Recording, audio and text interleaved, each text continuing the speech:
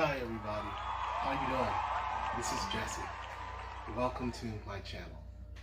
It has been a long and cold rainy day here in Houston, but I want to share something with you. Please like and subscribe to my channel.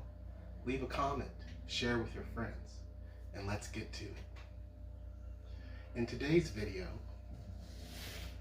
we're going to be doing an unboxing. You see my package, it's wet. So we're going to go ahead, you see it's very wet. We're going to go ahead and get the tape off of it and see what we have. What do you think I have in this package? Can you guess? I think I heard you, and you might be right. Let's see what this is. A tree? It's a tree. How on earth can that be? That I have a tree. Right here it says it is a dwarf Lapins cherry. Lapins cherry is a type of a sweet cherry, which they say here in Zone 9A in Houston, sweet cherries don't grow very well. And there are a few reasons that they say that. The main reason is the heat combined with the humidity. So you can grow sweet cherries in California, you can grow sweet cherries in Arizona, where it gets just as hot, if not hotter. But we have the humidity to deal with. Got a little tongue-tied there. We have the humidity here that some of those other places don't have. And of course, you can go north, in far north Texas, you can go in Oklahoma and perhaps grow a sweet cherry tree. But in those areas, it's not quite as hot. And the chill hours are much higher.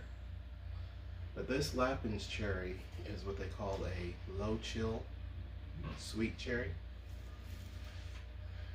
And I ordered it because it was a low chill, and it says it can be grown in Zone 8B.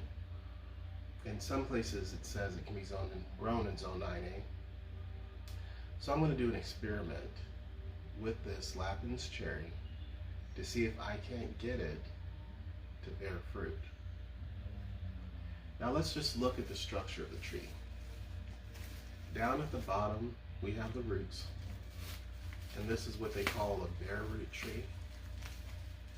So we have the roots down here at the bottom,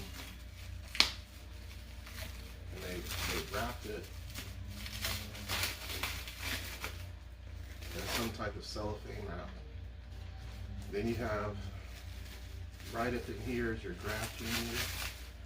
The graft union is covered,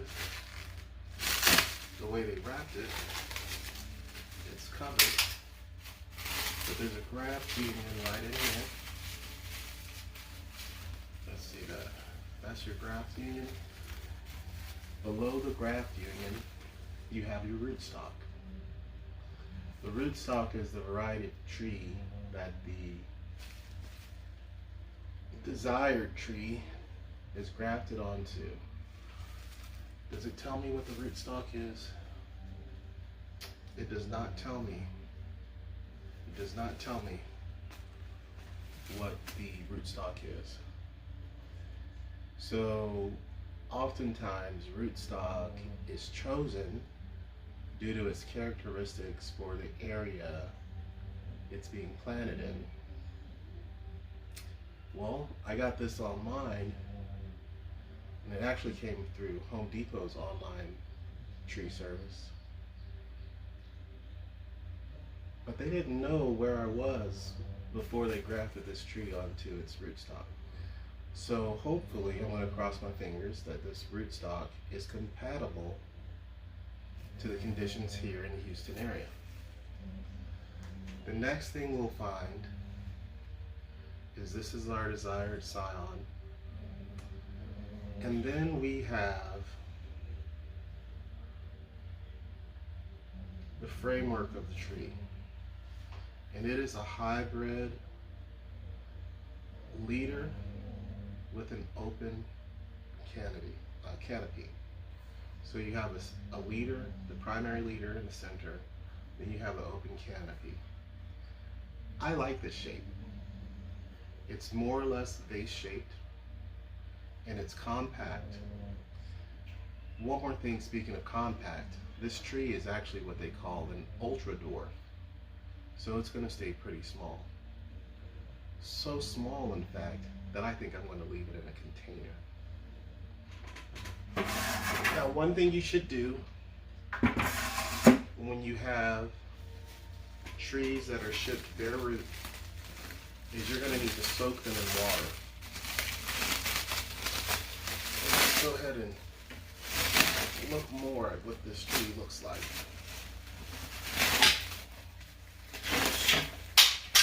And this video is not sponsored by Home Depot, which is where I got the tree, nor is it sponsored by Lowe's, which is where I got this bucket. Go ahead and finish getting this guy unwrapped. And it is packaged in straw. Oftentimes, when you order bare root trees, they're going to be packaged in straw or maybe even sand so that the roots can maintain their moisture. So this guy was packaged in straw.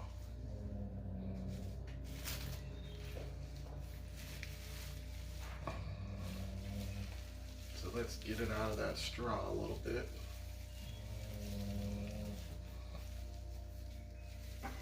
Okay, so now we see the roots, those bare roots.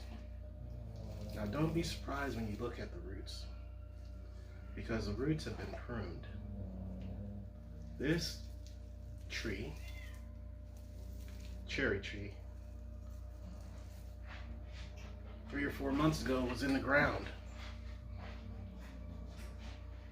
at a tree growing farm that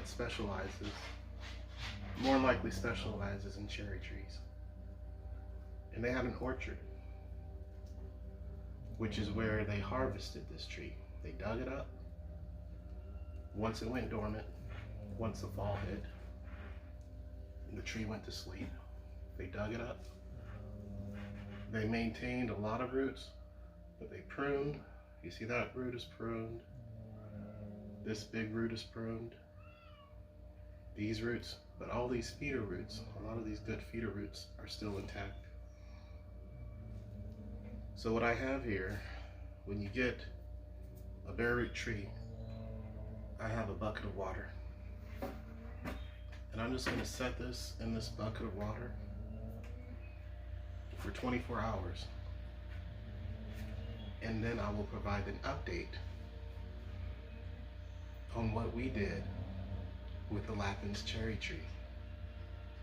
Again, I invite you to subscribe to my channel so you can see part 2 of how we plant this Lappin's cherry.